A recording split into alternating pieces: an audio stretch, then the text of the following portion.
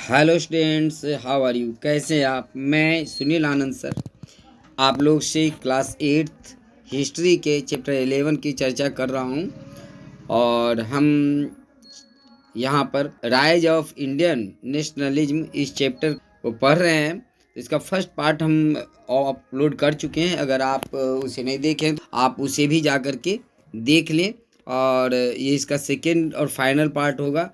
आप यहाँ देख रहे हैं कि एक A.O. ह्यूम नामक व्यक्ति का चित्र है आपके सामने।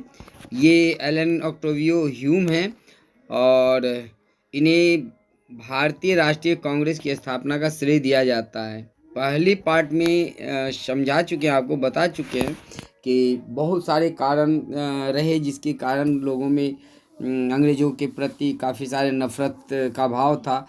और उस कारण से एक बहुत सारे अर्ली एसोसिएशंस भी बने थे, जैसे the British associations, the Bombay association, the Madras native association, Poona सार्वजनिक सभा, बॉम्बे प्रेसिडेंसी जैसी कई सारी संस्थाओं का स्थापना हो चुका था भारत में। लेकिन ये सब छोटे छोटे ऑर्गेनाइजेशंस थे जो अपने लोकल ज़रूरतों को पूरा करने के लिए बने थे।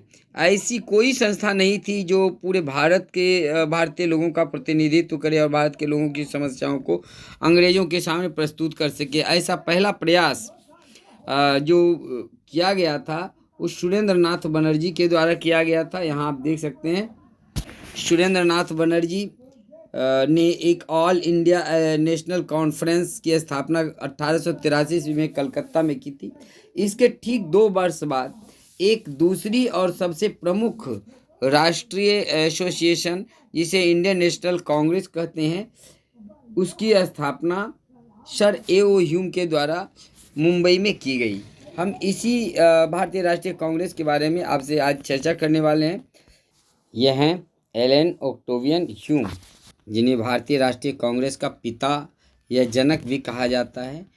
ये पहली दफ़ा था, पहली बार ऐसा था जब कोई एक ऐसी संस्था की परिकल्पना की गई थी जिससे भारत के लोग भारत की समस्याओं को लेकर चर्चा करते थे।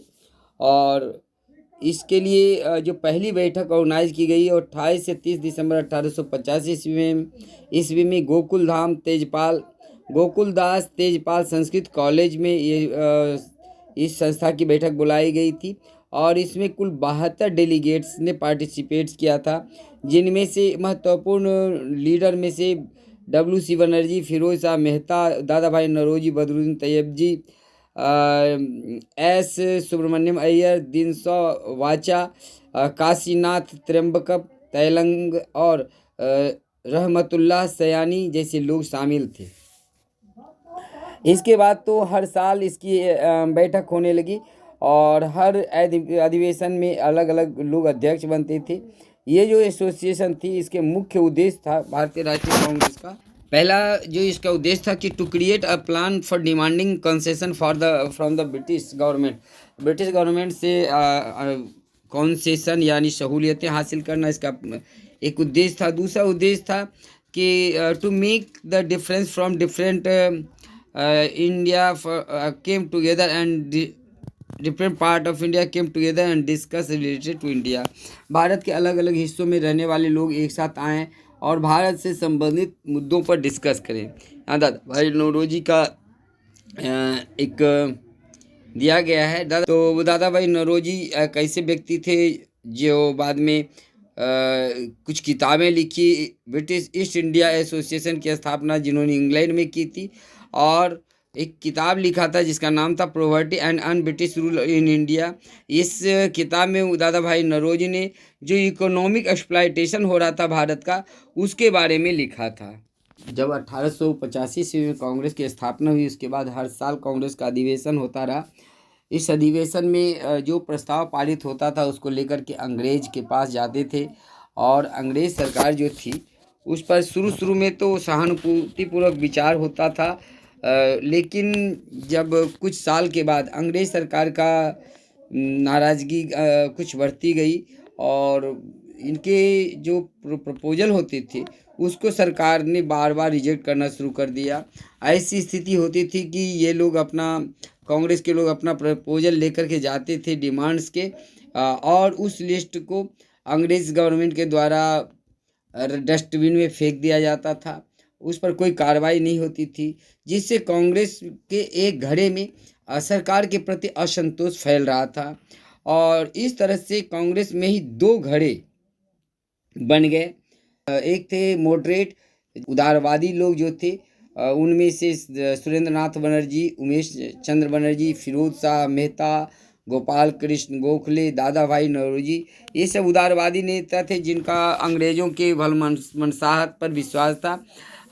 उन जिन्हें लगता था कि अंग्रेज़ों का रूल भारत में एक वरदान है और ये किसी भी तरह से अंग्रेज सरकार के खिलाफ नहीं जाना चाहते थे। तो दूसरी तरफ अंग्रेज़ों के व्यवहार से नाराज़ होकर के जो युवा नेता थे कांग्रेस के, वो उनमें काफ़ी ज़्यादा संतोष हो गया था और वे लोग एक अपना अलग गुट बना लिए थे जो कांग्रेस का गर्मपंथी गुट या एक्सट्रीमिस्ट कहलाते थे। ऐसे नेताओं में गोपाल गंगाधर तिलक थे, जिन्होंने जो एक्सट्रीमिस्ट में सबके नेता हुआ करते थे और इन्होंने ही नारा दिया था कि स्वतंत्रता हमारा जन्म सिद्ध अधिकार है और इसे हम लेकर रहेंगे। Liberty is our birthright and I shall have it.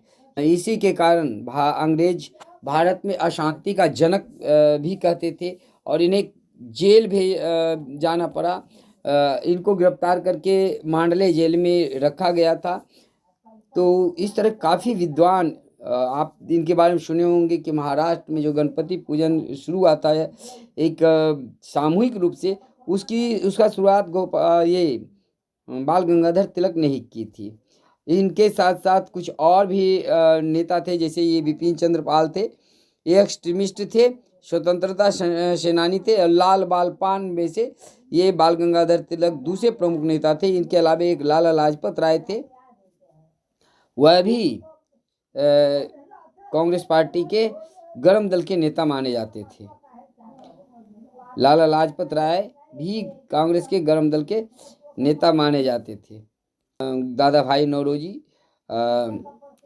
Firoz Shah Mehta, Gopal Krishna Gokhale, Badruddin Tayyab जी, ये सारे लोग जो थे, उमेश चंद्र बनर्जी जो थे भारतीय राष्ट्रीय कांग्रेस के पहले अध्यक्ष थे। और ये सारे के सारे जो थे मॉडरेट थे। यहाँ दो क्वेश्चंस हैं, आइए देखते हैं। द डैश साउथ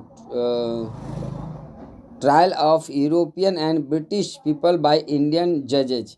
तो एल्बर्ट बिल में ये कहा गया था कि भारतीय और अंग्रेज दोनों के ट्रायल भारतीय जज कर सके, यह प्रावधान एल्बर्ट बिल में था। दूसरा है the leaders began to explore more radical objectives and methods 1890 to attain freedom. तो वो थे बिपिन चंद्र पाल, बाल गंगाधर तिलक एंड लाला लाजपत राय। बिपिन चंद्र पाल, बाल गंगाधर तिलक एंड मोतीलाल नेहरू नहीं, बाल गंगाधर तिलक, बिपिन चंद्र पाल, CR दास नहीं। तो फर्स्ट ए सही है इसका, यानी बिपिन चंद्र पाल, बाल गंगाधर तिलक और लाला लाजपत राय, ये तीनों एक्सट्रीमिस्ट थे और ये ज़्यादा रेडिकल थे। पार्टीशन ऑफ बंगाल एक महत्वपूर्ण घटना थी। जब 1900 से लेकर के 1905 ईस्वी तक भारत में लॉर्ड कर्जन वायसराय बन करके रहे और उन्होंने भारत में उस समय सबसे बड़ा राज्य बंगाल हुआ करता था और बंगाल ही भारतीय नेशनलिज्म के उदय का प्रमुख केंद्र था। तो भारतीय नेशनलिज्म को कमज़ोर करने के लिए उसने बंगाल विभाजन का निर्णय लिया था। लेकिन उन्होंने इसके जो बंगाल का विभाजन किया 1905 ईस्वी में, लॉर्ड कर्जन ने बंगाल के विभाजन के बारे में ये बताया कि बंगाल का विभाजन प्रशासनिक सुविधाओं के लिए किया गया है। बंगाल के विभाजन से जो एडमिनिस्ट्रेटिव कन्वेनियंस, ये उसका कारण बताया। हालांकि स्थिति ये थी कि जो पूर्वी बंगाल था वो मुस्लिम बहुल इलाका था और जो पश्चिमी बंगाल था वो हिंदू बहुल इलाका था। तो वो हिंदू और मुस्लिम के बीच में दरार पैदा करने के लिए, ताकि उन्हें लगता था कि डिवाइड एंड रूल की पॉलिसी से भारत में अंग्रेज आसानी से राज कर पाएंगे। खैर जो भी हो, जो बंगाल का विभाजन हुआ वो उसका पूरे जोरदार विरोध हुआ। मॉडरेट्स और रेडिकल्स दोनों ही जो कांग्रेस के धड़े थे उन्होंने इस तरह के निर्णय का काफ़ी विरोध किया। पब्लिक मीटिंग्स और डिमॉन्स्ट्रेशंस आयोजित किए गए और एक नई पॉलिसी एजिटेशन की अपनाई गई। 16 अक्टूबर 1905 ईस्वी में पार्टीशन का बंगाल विभाजन का निर्णय लिया गया। तो पार्टीशन हालांकि हो गया, लेकिन इसके खिलाफ भारत के लोगों ने बायकॉट और स्वदेशी मूवमेंट चलाया। इसमें के तहत क्या था कि अंग्रेजों के द्वारा बनाया हुआ जो भी सामान था उसे खरीदने की मनाही कर दी गई और लोगों से कहा गया कि वो भारत में जो लोग हैं उनके द्वारा बनाए हुए चीज़ को ही खरीदें। इस आंदोलन में वुमेन और स्टूडेंट्स ने काफ़ी बढ़ चढ़ करके हिस्सा लिया, बड़े ही उत्साह के साथ हिस्सा लिया। इसके जो दो अर्थ थे, with the help of internet के हिसाब से इसके आप आंसर ढूंढ सकते हैं। British goods that were बायकॉटेड during the Swadeshi movement, जो चीज़ का बायकॉट किया गया था स्वदेशी मूवमेंट में, उसके बारे में पता लगाना है। Who led the Swadeshi movement in different parts of India such as Delhi, Punjab, Madras, Pune, Mumbai. Delhi, Punjab, Madras, Pune, Mumbai में इसका नेतृत्व किसने किया? तो जो है पहले अंग्रेज के सामानों का बहिष्कार किया गया, बाद में आप जब बॉयकॉट करेंगे तो उस चीज़ का कहाँ से पूर्ति होगा? तो लोगों से कहा गया कि आप स्वदेशी चीज़ों का उपयोग करें, तो ये स्वदेशी मूवमेंट बन गया, boycott movement. This movement was very strong in Bengal but it was clearly visible in other parts of India. तो ऐसा नहीं था कि बंगाल में ये मूवमेंट शुरू हुआ भले ही, लेकिन बाद में ये दूसरे राज्यों में भी फैल गया। जैसे आंध्र प्रदेश में इसको वंदे मातरम मूवमेंट कहा जाता है, वहाँ वंदे मातरम मूवमेंट के रूप में ये आंदोलन आगे बढ़ा। सूरत एक्सप्रेस, हालांकि कांग्रेस के जो मॉडरेट्स और एक्सट्रीमिस्ट थे, दोनों का उद्देश्य एक था, दोनों ही देश हित में काम कर रहे थे, लेकिन दोनों के बीच में मतभेद की खाई काफ़ी ज़्यादा चौड़ी हो चुकी थी, जिसके कारण 1907 ईस्वी में जो सूरत अधिवेशन कांग्रेस का था, इसमें दोनों ही पक्ष आमने सामने आ गए। जो रेडिकल्स थे, जो मॉडरेट्स थे, दोनों ही एक दूसरे के आमने सामने हो गए और बाद में इसी अधिवेशन के दौरान कांग्रेस दो धड़े में बट गई। हालांकि 1916 ईस्वी में जब महात्मा गांधी का भारत में भारतीय राजनीति में पदार्पण होता है, तब कांग्रेस के दोनों धड़े फिर से एक हो जाते हैं।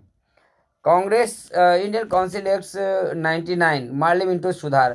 भारत में उस समय लॉर्ड मिंटो वायसराय थे और मार्ले भारत सचिव बनकर के आए थे। इन दोनों ने मिलकर के भारत के लोगों के लिए एक चाल चली, कुछ रिफॉर्म्स लेकर के आए, जिसे मार्ले मिंटो सुधार कहते हैं। और ये एक्ट इन दोनों के प्रयास से आया था। इसमें बात ये थी कि अंग्रेजों ने इस बात को कहा कि सेंट्रल लेजिस्लेटिव काउंसिल और प्रोविंशियल लेजिस्लेटिव काउंसिल में भारतीय लोगों की संख्या और सीटें बढ़ाई जाएगी। लेकिन एक गलत बात भी इसमें इंट्रोड्यूस किया गया था कि सेपरेट इलेक्टोरेट मुस्लिमों को दे दिया गया था, यानी मुसलमान जो नेता थे उनको सिर्फ मुसलमान लोग ही चुनेंगे। तो ये एक तरह से कम्युनल डिवाइड था, देश को धर्म के आधार पर बांटने की कवायद शुरू कर दी थी और दरअसल ये उनका डिवाइड एंड रूल पॉलिसी का ही एक पार्ट था। The revolutionaries, the start of the violent nationalism. Bharat में जो क्रांतिकारी आंदोलन था वह भी इस समय करीब 19वीं शताब्दी के शुरुआत में शुरू हो गया था। कुछ लोगों का विश्वास था कि हिंसा करके, यानी ताकत के बदौलत अंग्रेजों को भारत से खदेड़ा जा सकता था। तो इस तरह के कुछ एक्टिविटी पंजाब, तमिलनाडु, मद्रास और बंगाल में हो रहे थे। दरअसल ये लोग रशियन मूवमेंट से काफ़ी प्रभावित थे, जहाँ इस तरह के आंदोलन चल रहे थे। तो जो अनपॉपुलर ब्रिटिश ऑफिशियल्स थे जो अत्याचार करते थे हिंदुस्तानियों पर, उनके खिलाफ ये लोग हिंसक तरीके से अपनी गतिविधि चलाते थे। ऐसे ऑर्गेनाइजेशन में कई गुप्त संस्थाएं थी, जैसे द अंशुमन समिति थी, अंशुलिन समिति बंगाल में, अभिनव भारत सोसाइटी महाराष्ट्र में बनाया गया था। 1908 ईस्वी में खुदीराम बोस और प्रफुल्ल चाकी, ये खुदीराम बोस है, उस समय इनका उम्र संभवतः सिर्फ 14 साल की थी। और खुदीराम बोस ये एक जज थे मुजफ्फरपुर में, जो बंगाल से ट्रांसफ़र होकर के आए थे, जिनका नाम था किंग्सफोर्ड। किंग्सफोर्ड एक अनपॉपुलर जजेज थे। उनको मारने के लिए ये दोनों मुजफ्फरपुर आए थे और मुजफ्फरपुर में उनकी गाड़ी पर बम फेंका था। हालांकि किंग्सफोर्ड उस गाड़ी पर नहीं थे, उनकी पत्नी और बेटी थी जो मारी गई थी।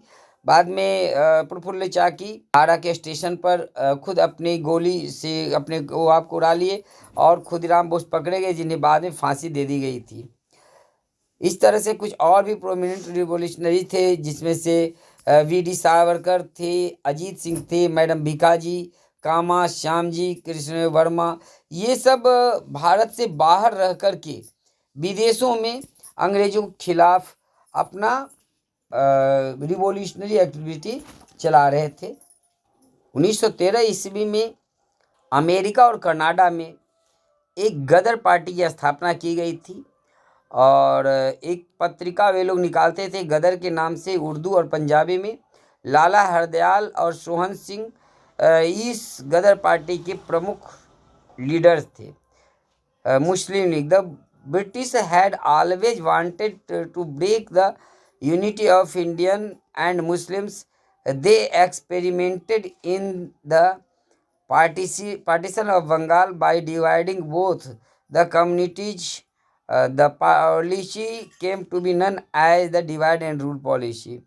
तो अंग्रेजों के सहानुभूति से ही 1906 ईस्वी में भारत में एक मुस्लिम ऑल इंडिया मुस्लिम लीग की स्थापना 1906 ईस्वी में आगा खान, नवाब मुसलमीन और नवाब ऑफ ढाका इनके सहयोग से हुआ और इनके कहने पर ही पार्लियामेंटो सुधार में मुसलमानों के लिए अलग से इलेक्टोरेट प्रदान किया गया था।